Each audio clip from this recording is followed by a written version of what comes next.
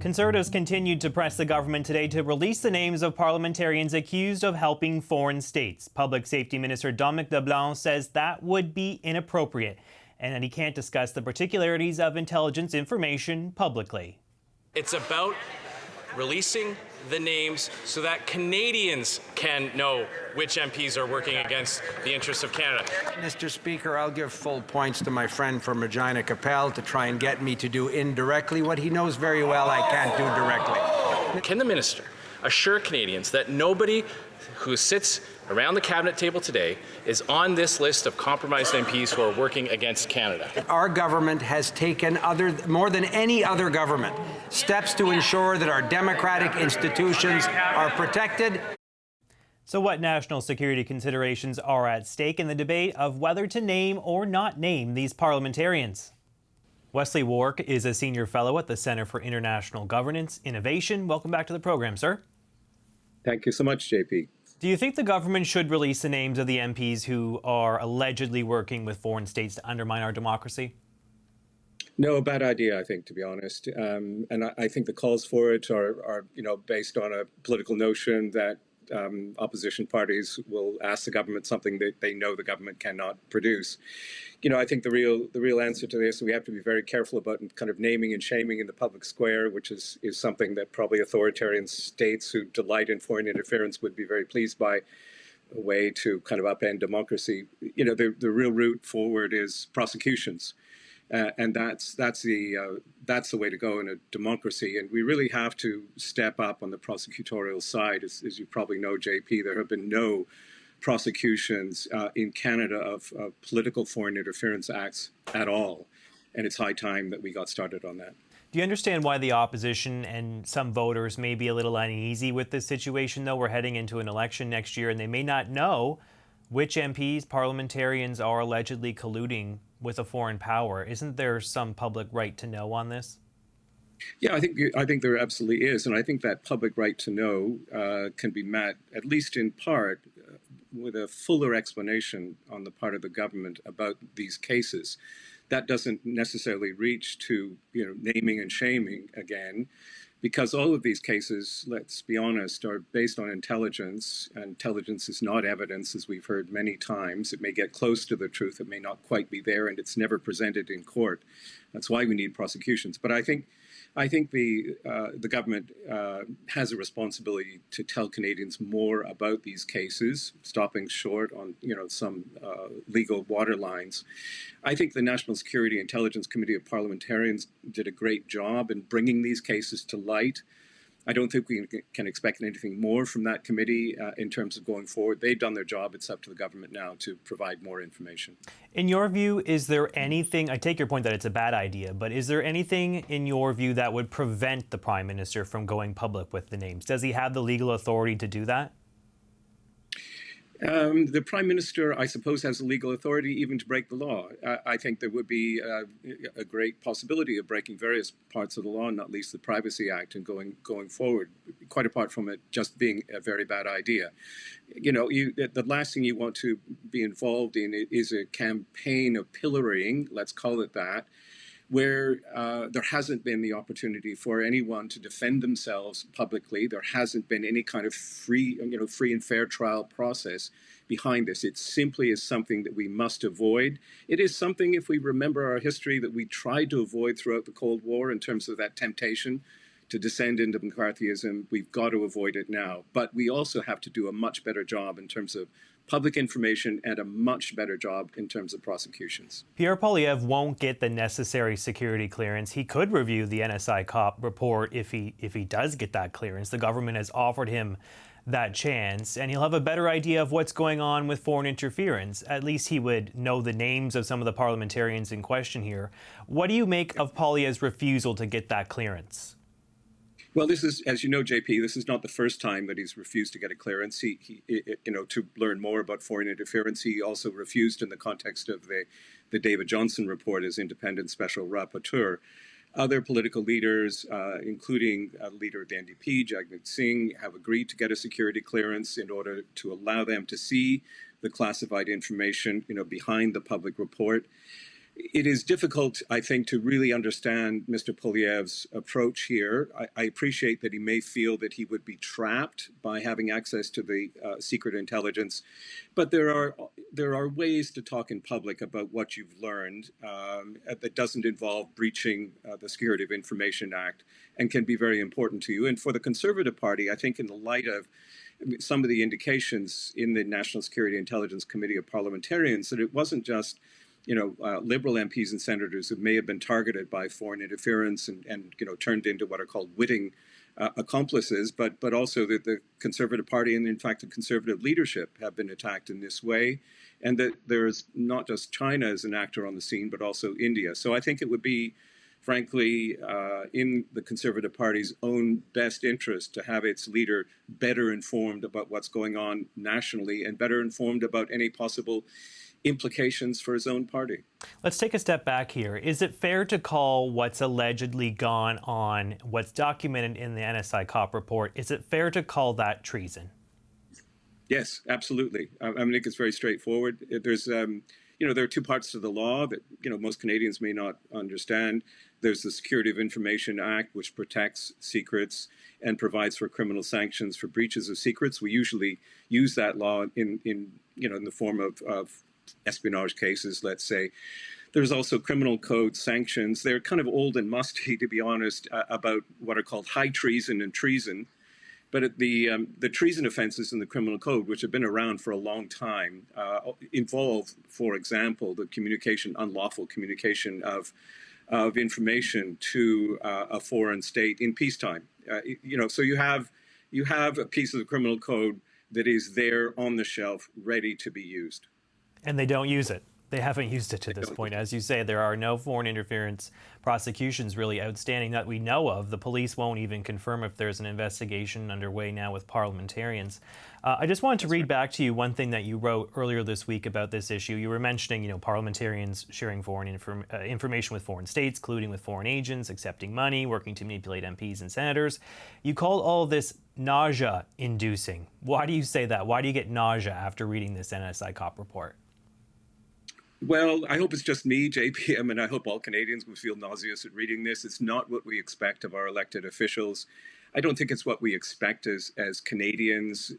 We don't have a track record at all in our history in this regard of elected MPs, deliberately working for a foreign actor. The only example that I can recall goes a long way back to the dawn of the Cold War, when a Montreal MP named Fred Rose, who you may remember, who was an avowed communist, had been caught up in a Soviet wartime spy ring and was prosecuted following the Gushenko spy revelations. But that's a singular case from a long time ago, and so we're just not very familiar with this. So it is shocking.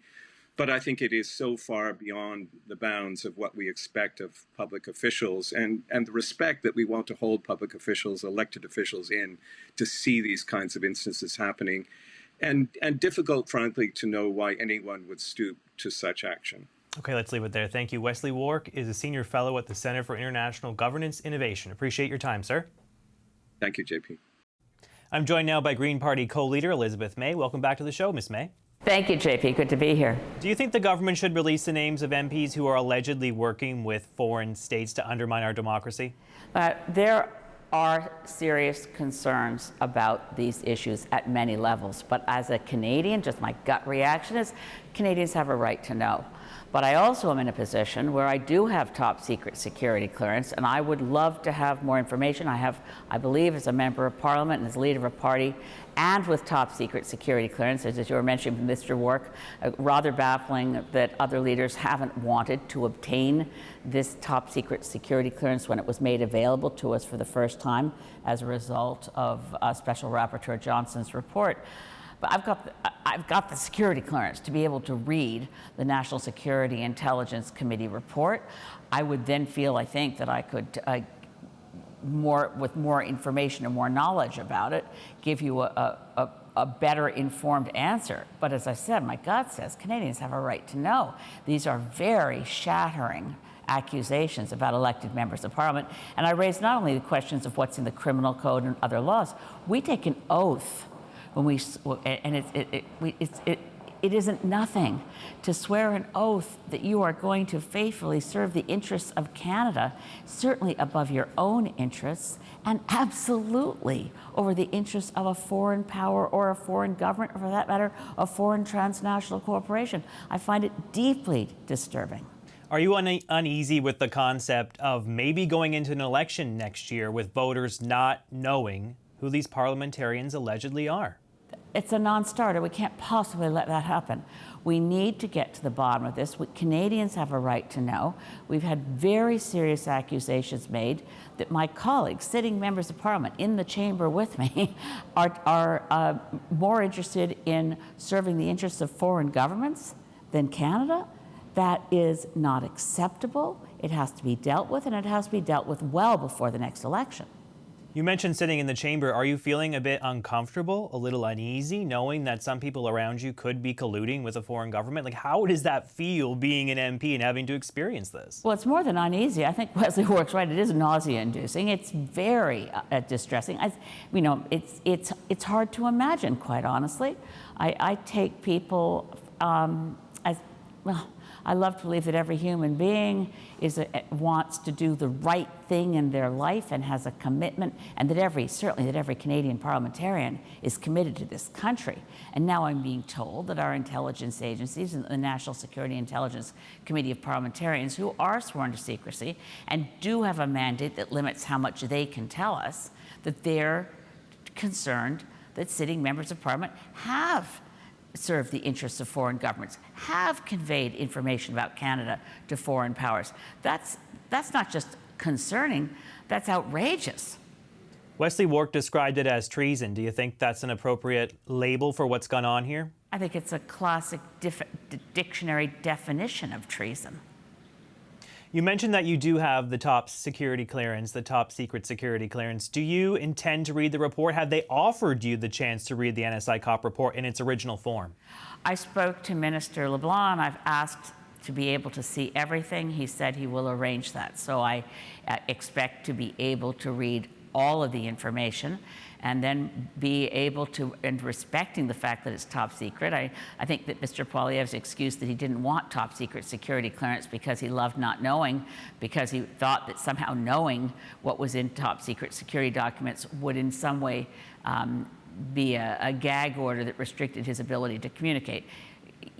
I understand what it means to have top secret security clearance. I can't convey to others things that I learn that are considered top secret, but I can convey impressions. There are ways to speak to the Canadian public about what you learn from access to top secret security documents without revealing things that violate our security legislation. And the designation of top secret security clearance was made very clear to me through a very long vetting process within which I ended up having top secret security clearance. I will be looking at the documents soon, and if they aren't produced soon, I'll certainly be letting you know about it.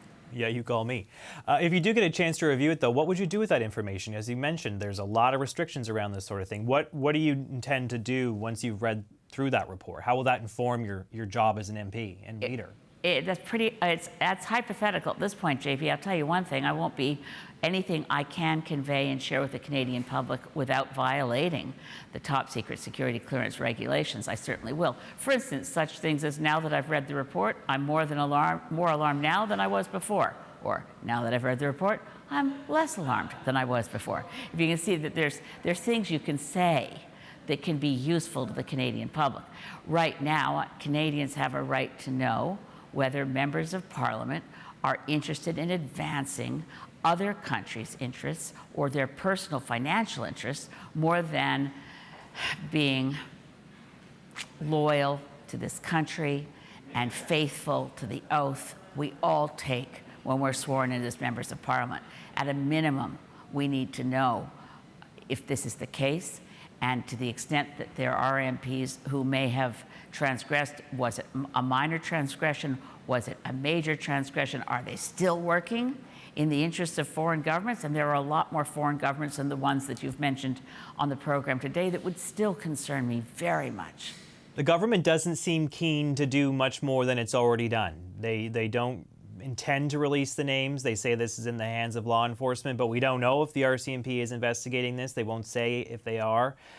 Do you think the government has done enough on this, or have they just kind of stepped back and said it's left up to law enforcement, there's nothing more for us to do here? Do you think that they've done enough to really put Canadians' minds at ease? Well, there are considerations, and I'm, as somebody who practiced law, I really respect our fundamental pillars of justice, that people are presumed innocent until proven guilty. If there were to be, as Mr. Wark was just suggesting, a pillaring of people, destruction of their reputation on scant evidence, that would not respect the values of Canadians. But to reassure Canadians right now, we can't leave this hanging. I do agree that we need prosecutions. If prosecutions are warranted, we should move ahead with them.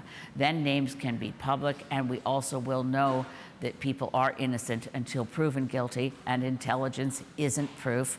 We understand it's not evidence, but I will be able to answer your questions more fully once I've read through all the top secret material that I'm able to access. Okay, let's leave it there. Thanks for coming on. Green Party co-leader Elizabeth May. Appreciate your time tonight. Thank you, JP.